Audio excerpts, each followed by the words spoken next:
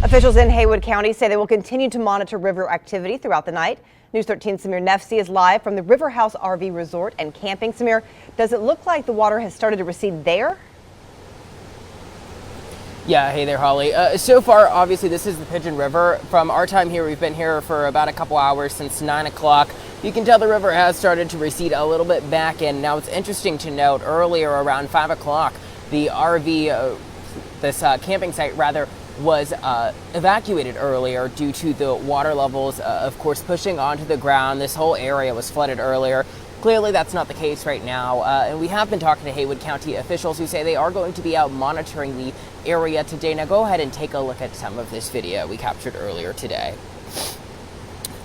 Now, of course, the flooding has been continuous throughout the day here in Haywood County. Now, the Pigeon River was over the bank at many places, flooding some areas. Haywood County officials classifying it as ponding, not exactly flooding. That just means it's crested over the river bank. Now, we know the bridge between Inman Branch and Lovejoy Road was closed off earlier today due to the sheer volume of water pushing towards that bridge, almost cresting over the roadway. Haywood County's Public Information Officer Allison Richmond tells us the river seems to be holding steady at a higher than normal level, explaining this is something officials will monitor throughout the night.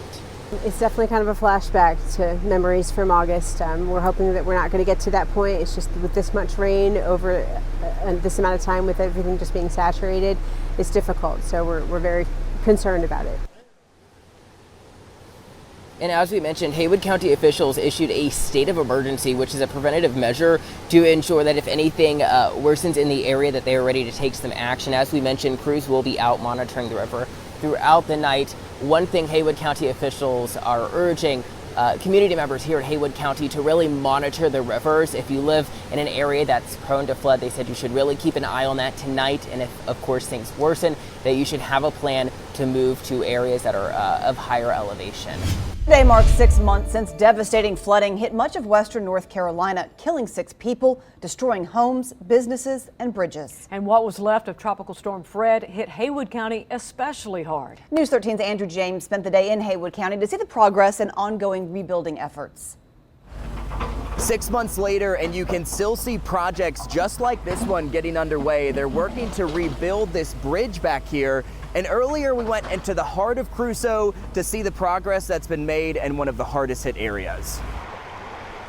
A calm Pigeon River makes it hard to believe the destruction it caused in Haywood County just 6 months ago. We helped people as much as we could. We helped them just get access to their homes or divert water. This damage left behind shows the power of the river and the mark it left on this community.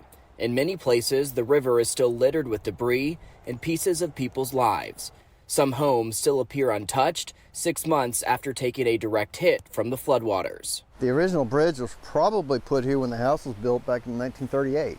Carrie Shackelford's bridge is one of the latest projects just now getting underway. It too was damaged in the flooding, and as of late, he's been using this footbridge to get across to his home. We've done anywhere from small bridges to driveways to large bridges that people are using to get multiple family homes across the big river. Amber Ferguson, owner of WMF Land Services, tells me they've worked on 90 roads and driveways and close to 10 bridges since August.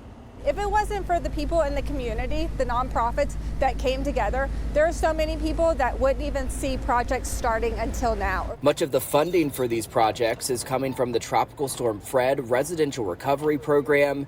Carrie Shackelford tells me it covered the total cost of his bridge replacement. I had no idea that they would come through for us. We thought maybe it'd just be a loan, but they came across, and here we go.